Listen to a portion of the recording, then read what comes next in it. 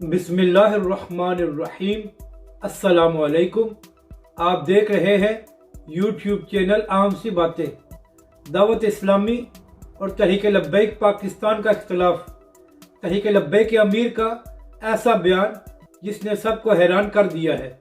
इस वीडियो में हम इसी के मुतालिक बात करेंगे।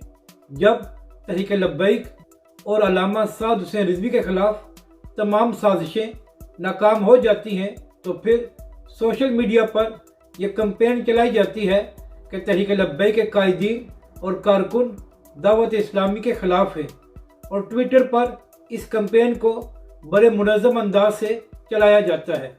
पहले कुछ फेक आईडीज़ बनाई जाती हैं जिन पर तहरीक लब्बैक के कायदीन की तस्वीर को लगाया जाता है।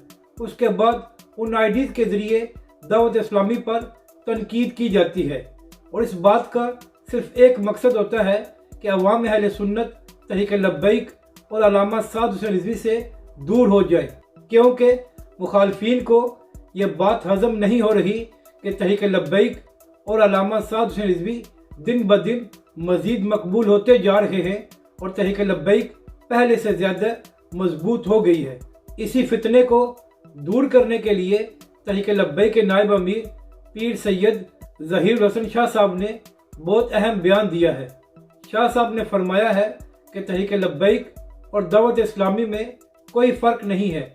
दावत इस्लामी वाले पूरी दुनिया में दीन का काम कर रहे हैं और तहरीक लब्बैक साथ सियासत भी कर रही है।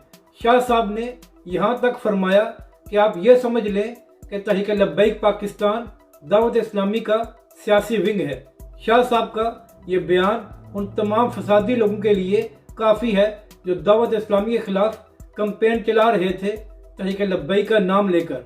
और जब तक अल्लामा खादिम हुसैन रिजवी अलैहि रहमा जिंदा थे तो वो हमेशा ही अमीर अहले सुन्नत और दावत इस्लामी की तारीफ ही किया करते थे। और इस बात में भी कोई शक नहीं है कि हमारे अत्तारी भाई तहरीक लब्बैक की सबसे ज़्यादा सपोर्ट करते हैं। अपनी राय का ज़रूर इजहार करें कि आपको ये वीडियो कैसी लगी, और हमारे इस चैनल को भी सब्सक्राइब करें।